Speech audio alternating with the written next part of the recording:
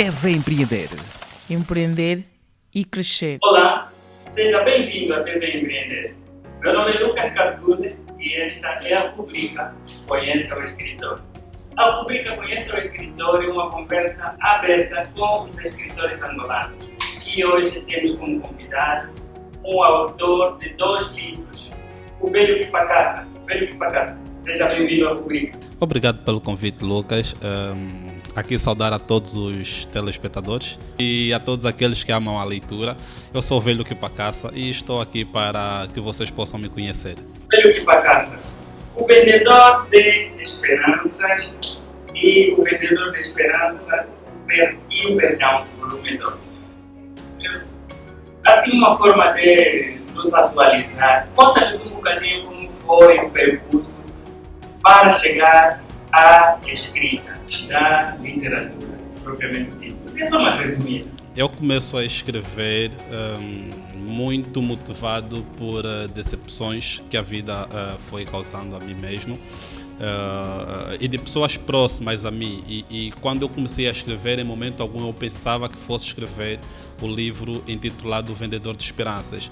Na verdade nem tinha um título, não tinha um foco, não tinha uma orientação de alguém que já soubesse de escrita para me dizer, olha, deves escrever assim, desta forma. Por algum motivo, tudo que eu estava a escrever perdeu-se, porque o computador caiu e acabei por perder tudo que já tinha escrito. E depois tentei reescrever, não foi possível. Foi quando depois entrei no Iné Garcia Neto e comecei a estudar literatura no curso de língua portuguesa, e o gosto que eu já tinha pela escrita acabou por aumentar. E depois cruzei-me com o livro intitulado A Morte do Velho Pipacassa, que foi mais um motivo para eu querer imortalizar o meu avô, o meu falecido avô, e então decidi escrever. Comecei a escrever O Vendedor de Esperanças, de forma resumida.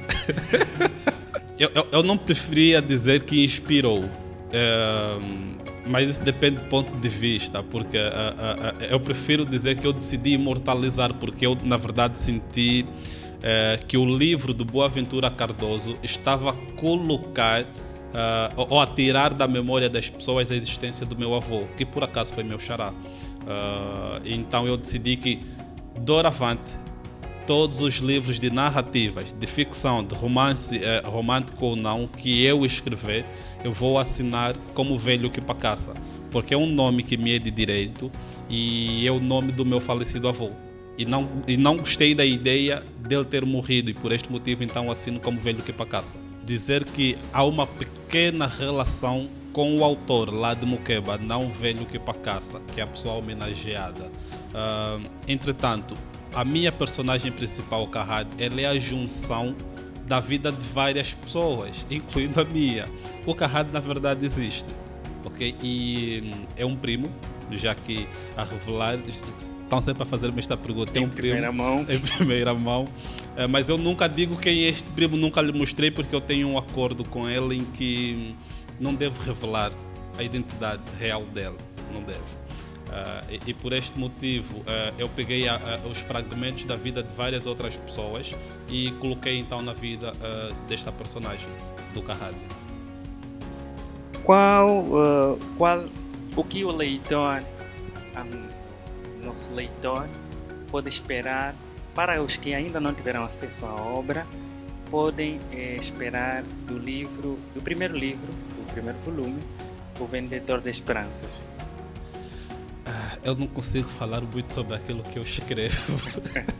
O que tentaste nos transmitir com este livro, com a história do Carrad? Na verdade, eu tentei transmitir a ideia do respeito à crença das outras pessoas. Eu penso que esta é a palavra principal, a frase principal para os meus livros. É que as pessoas aprendam a respeitar as crenças e culturas dos outros. E no primeiro livro, o volume 1, foi quase que uma introdução. Penso que já terminou de ler, teve várias sensações, pode até ter sentido raiva, gosto por alguma personagem, tesão por algumas cenas eróticas que tem aí, mas na verdade a palavra-chave é respeito. Quando eu escrevi este livro, o objetivo principal era que as pessoas aprendessem a respeitar as crenças e culturas dos outros e que aprendessem a coabitar com as mesmas e que não saíssemos por aí a apontar o dedo, claro, respeitando a crença de cada um, mas não devo dizer que a minha verdade é a única, é absoluta e que por este motivo tu não me podes vir falar, por exemplo, de Zambi, não me podes vir falar de Allah porque eu tenho Cristo, porque eu tenho o Deus que é o único. Então esta foi a principal mensagem do livro. Desafios, barreiras para publicarmos um livro. São muitos, acho que podíamos terminar essa rubrica só a enumerar os desafios. Enumere os principais. Os principais, acho que começa com aceitação, porque nós temos uma sociedade muito crítica. A nossa sociedade mais critica do que faz. E geralmente aqueles que criticam não fizeram nada. E dizem-te, tu também escreves? Escreveste o quê? Mas ele nunca escreveu. E por aí adiante. A aceitação social é um dos problemas. Depois temos a barreira da questão do gosto pela leitura. Infelizmente nós aprendemos a olhar para os livros como sendo ferramentas para aprendermos a gramática e por este motivo não temos o gosto pelas narrativas, pelos enredos e acabamos por olhar para os livros com desdém. Tem também a questão financeira. Em Angola não existem políticas de incentivo à produção literária e, por exemplo, para o meu caso, que produzi os meus livros no Brasil, tive que pagar um balúrdio tanto a adquirir divisas, tanto a importar, pagar a alfândega, pagar os despachantes, depois ainda tens os custos para pagar os espaços em que vais fazer o lançamento, outros eventos, pagar a equipa, pagar a publicidade. Não é fácil, mas é desafiante e prazeroso, por acaso. Quem é o Lade Mukeba, quem é o velho Kipakasa? Lade Mukeba sou eu, prazer, para quem não me conhece. Na verdade, meu nome, quando mais jovem, foi Ladislau Francisco Mukeba, só que por algum insólito houve um incêndio em minha casa e queimou-se toda a documentação e depois o meu tio foi fazer um novo registro e como ele falava inglês, decidi usar o diminutivo, as pessoas chamavam-me de Lade, tinham dificuldade em pronunciar Ladislau e ele registrou Lady e ficou Lady Francisco Mukeba. E eu uso este nome a meu favor porque ele é característica, é peculiar e geralmente quando eu estou no meio de muitas pessoas e depois chamam Lady Mukeba e eu levanto um homem, ok? Fica sempre aquele impacto. Então o Lade Mukeba dá vida ao velho Kipakasa, que é o meu nome artístico ou pseudônimo literário se preferirem. E o velho Kipakasa é aquela pessoa que escreve textos narrativos com muito realce para a questão cultural e tradicionalismo angolano. Portanto, uma forma muito simples e prática de nós diferenciarmos o Lade Mukeba do velho Kipakasa é repararmos que velho Kipakasa é aquele escritor e defensor da cultura angolana e o Lade Mukeba é um estudante e fazedor de marketing e comunicação. Conta-nos um bocadinho de qual tem sido, na sua opinião, a evolução do mercado literário angolano, principalmente se voltarmos aos 5 anos atrás. Penso que 5 anos atrás é ainda muito cedo, se calhar íamos mais para trás, porque eu penso que a nossa literatura, o nosso mercado literário é ainda um tanto quanto embrionário. Eu penso que está numa fase de testes. Nós continuamos a fazer testes, porque o nosso mercado sofre sempre alterações. Vamos assumir que desde 2014 estamos a entrar em crise e quanto mais crise nós temos, maior é a dificuldade para se produzir alguma coisa e quanto maior for a dificuldade para se produzir alguma coisa, maior será a dificuldade que teremos para interagir com os nossos leitores. Não obstante a isso, nós produzimos livros a um preço caro, colocamos no mercado a um preço que, ao nosso entender, enquanto escritores, é justificável, mas os leitores não têm esta percepção. Olham para um livro ao preço de 5.000 kwanzas e não compram. Mas não sabem que por acaso o escritor pagou 4.500 kwanzas por cada livro e só tem aí um lucro de 500 kwanzas, nem tem o lucro do tempo que ele parou para escrever, para pesquisar, essa questão toda.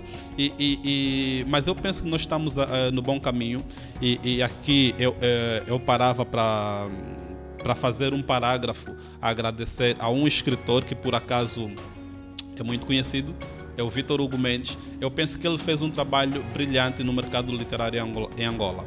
E digo isto por quê? Porque o Vítor Hugo Mendes, apesar das dificuldades que existem em Angola, ele é um escritor que não parou para olhar para as dificuldades e ficar de mãos atadas. Ele fez muito pela nossa literatura e hoje, quando nós formos falar em literatura, já conseguimos ter jovens no top of mind das pessoas. Anteriormente eram só os nacionalistas, as pessoas que lutaram em nossa independência, Pepe Tela, Wayenga, Chito e não só, mas agora já conseguimos ver jovens, já se acredita, e eu penso que isto é uma mais-valia para o nosso mercado e, quiçá, para o futuro da literatura em Angola. O vendedor da esperança e o perdão. O que podemos esperar, nós os leitores do primeiro volume, quais serão as novidades para o novo livro? Por que o perdão?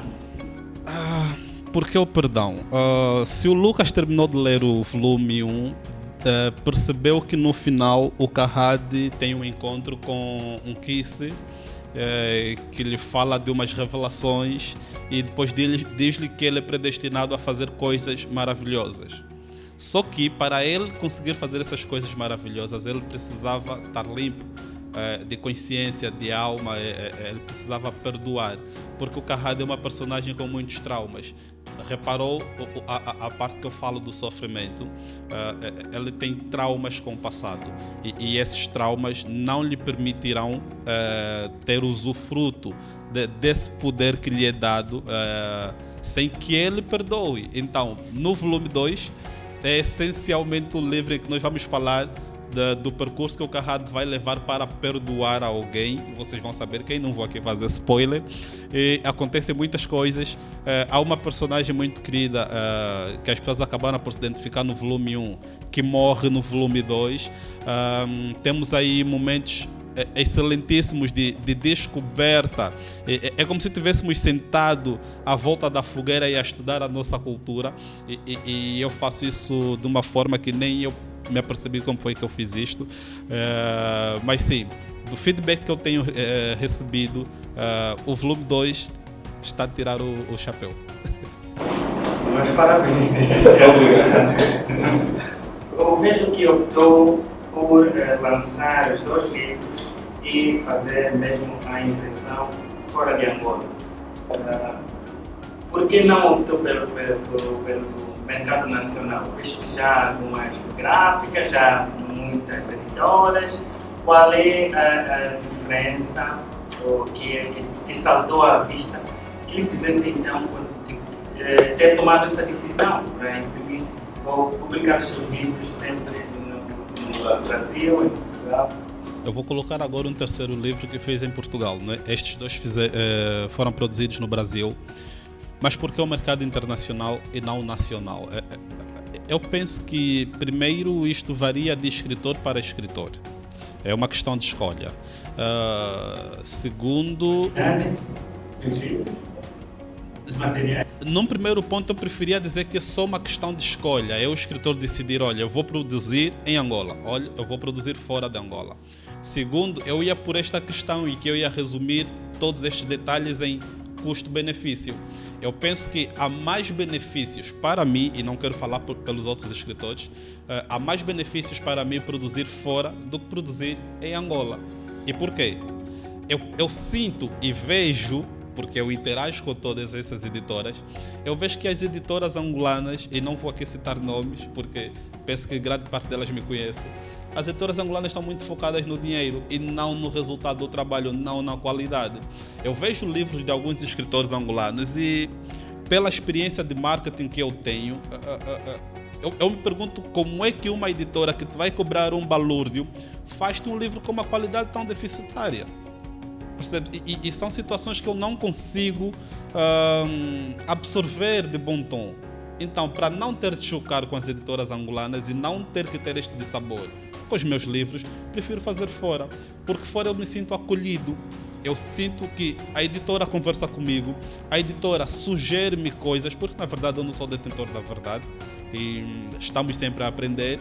Os preços é o melhor que há, eu penso, porque, só para teres noção, o meu primeiro livro, e eu digo sempre isso a todos, o meu primeiro livro eu gastei 1.100.000 e tal kwanzas. Foram produzidos 2.000 exemplares no Brasil. Aqui em Angola estavam a cobrar 4 milhões de kwanzas em média. Na verdade, isso estava a ser preparado para ser divulgado em setembro, mas enfim, eu vou me estrear enquanto lá de Moqueba com um livro de marketing intitulado Guião de Marketing. O livro vai ter o seu primeiro lançamento em Portugal. O lançamento vai estar sob o comando de Vítor Hugo Mendes e o Silvio Nascimentos.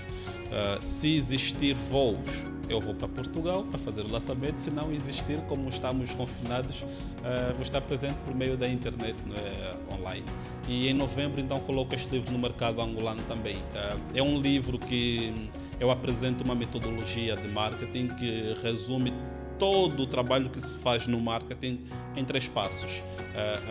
É uma forma simples e metódica para que as pessoas consigam levar os seus negócios ao sucesso. Porque eu tenho estado a reparar, eu trabalho do marketing há mais de 5 anos, mais de 8 se calhar.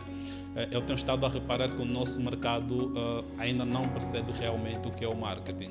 E nós recorremos ao marketing em última instância, como se fosse um milagre para que os nossos negócios funcionassem, venham a funcionar. Na literatura também, eu falo muito isso com os escritores. Por exemplo, se repararem, o meu trabalho de literatura, desde o princípio eu já começo a implementar o marketing, até o final. Isso divulgá-los, Claro. o autor também. Essa é uma outra percepção. Pensa-se muito que marketing é publicar, ou seja, aliás, é publicidade. Marketing não é só isso, é muito mais. Então, neste livro eu venho explicar estes pequenos detalhes, eu venho a ensinar, a transmitir o conhecimento que eu adquiri por meio de formações e pela experiência a trabalhar na área. É um livro que tem um pendor científico e vai estar no mercado a um preço acessível. Nós estamos mesmo no fim da nossa entrevista. Da nossa Já, conversa ainda demorou. aberta. Agora já está no ritmo. Quero sugerir algum livro para os nossos seguidores, nossos amigos? Livro nacional ou... A sua escolha. Eu tenho uns gostos muito estranhos em termos de literatura, mas eu vou recomendar o livro do Lucas Cassuli, A Vila Assombrada dos Maquixe, assim, né? Pelos Maquixe. Leiam este livro e penso que vocês vão passar a conhecer mais um pouquinho sobre a nossa cultura e vamos deixar de sermos muito aculturados e vamos conhecer o que é nosso. Muito obrigado, o velho Pipacassa, por essa oportunidade, pelo seu tempo. Esperamos contar consigo nas próximas rubricas. Contem sempre comigo, estou sempre disponível para poder partilhar aquilo que eu sei. Eu acredito muito no poder do tradicionalismo. Nós não devemos morrer com conhecimento. Se eu souber alguma coisa e que vocês queiram ter acesso, é só contactarem que eu estarei totalmente disponível para vocês. E obrigado pelo convite desde já. Muito obrigado por nos acompanhar, caros amigos, caros seguidores, por partilharem, por subscreverem e não se esqueçam, devem empreender e crescer.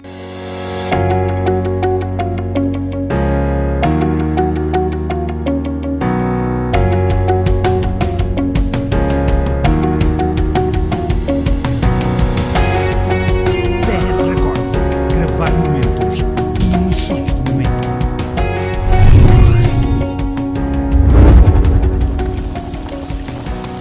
Deve empreender e crescer.